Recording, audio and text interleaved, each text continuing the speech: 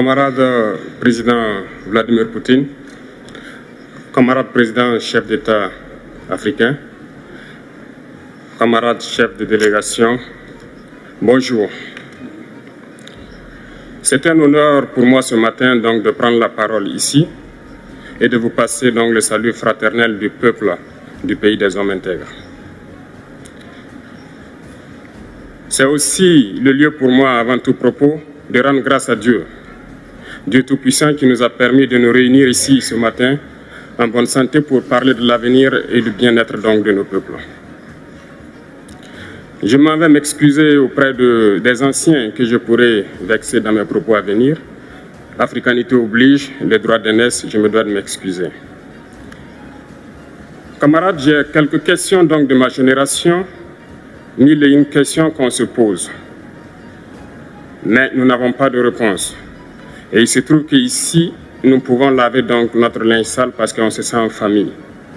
On se sent en famille en ce sens que la Russie est une famille aussi pour l'Afrique. C'est une famille parce que nous avons la même histoire. La Russie a consenti d'énormes sacrifices pour libérer le monde du nazisme pendant la Seconde Guerre mondiale.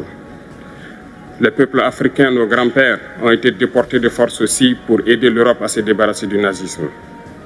Nous partageons la même histoire en ce sens que nous sommes les peuples oubliés du monde, qu'ils soient dans les livres d'histoire, dans les documentaires ou films. On tend donc à balayer le rôle prépondérant qu'a joué la Russie et de l'Afrique dans cette lutte contre le nazisme. Nous sommes ensemble parce que actuellement nous sommes là pour parler de l'avenir de nos peuples, de ce qui va advenir demain, de ce monde libre auquel nous aspirons, de ce monde sans ingérence dans nos affaires internes. Nous avons les mêmes perspectives et je souhaite que ce sommet soit l'occasion donc de pouvoir tisser de très bonnes relations en vue d'un meilleur avenir de nos peuples. Les questions que mes générations se posent sont les suivantes, si je peux me résumer. C'est de ne pas comprendre comment l'Afrique, avec tant de richesses sur notre sol, avec une nature généreuse, de l'eau, du soleil en abondance, l'Afrique est aujourd'hui le continent le plus pauvre. L'Afrique est un continent affamé. Et comment se fait-il que les chefs d'État traversent donc le monde à mendier? Voici des questions que nous nous posons et que nous n'avons pas de réponse jusque-là. Nous avons l'occasion de tisser de nouvelles relations. Et j'espère que ces relations puissent être les meilleures pour donner un meilleur avenir à nos peuples. Ma génération me charge aussi de dire que, par ce fait de pauvreté, ils sont obligés de traverser l'océan pour essayer de rallier l'Europe. Ils meurent dans l'océan.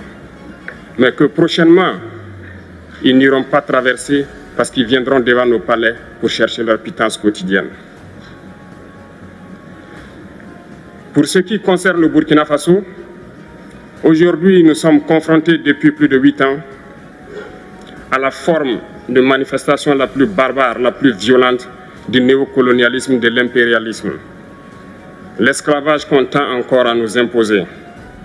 Nos dévanciers nous ont bien appris une chose. L'esclave qui n'est pas capable d'assumer sa révolte ne mérite pas que l'on s'apitoie sur son sort. Nous ne nous apitoyons pas sur nos sorts, on ne demande pas que quelqu'un s'apitoie sur notre sort. Le peuple burkinabé a décidé de lutter contre le terrorisme en mesure de relancer son développement.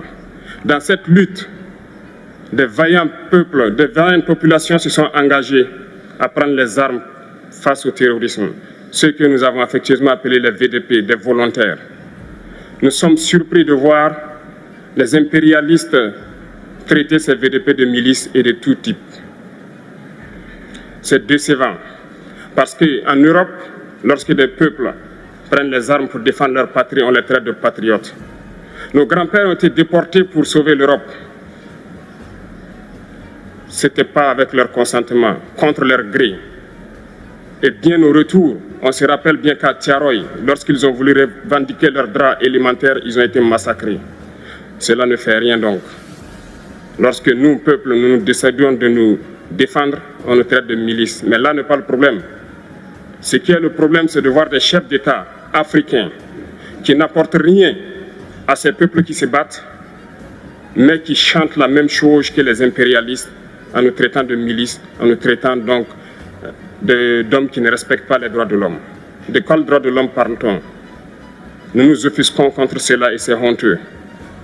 Il faut que nous, chefs d'État africains, nous arrêtons de nous comporter donc en marionnettes qui dansent à chaque fois que les impérialistes tirent sur les ficelles.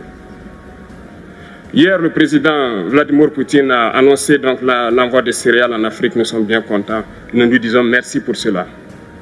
Mais aussi, c'est un message passé à nous, chefs d'État africains, parce qu'au prochain forum, nous ne devrons pas venir ici sans avoir assuré, pour ceux qui ne connaissent pas la guerre, l'autosuffisance alimentaire de nos peuples. Nous devons prendre l'expérience de ceux qui ont pu déjà atteindre cela en Afrique, tisser de bonnes relations ici et tisser de meilleures relations avec la Fédération de Russie pour pouvoir assouvir les besoins de nos populations. Je ne serai pas peut-être long, le temps imparti est très court. Nous sommes obligés de nous arrêter à un moment donné. Mais je voudrais terminer en disant que nous devons donc rendre hommage à nos peuples qui se battent. Gloire à nos peuples, dignité à nos peuples, victoire à nos peuples. La patrie ou la mort, nous vaincrons. Merci, camarades.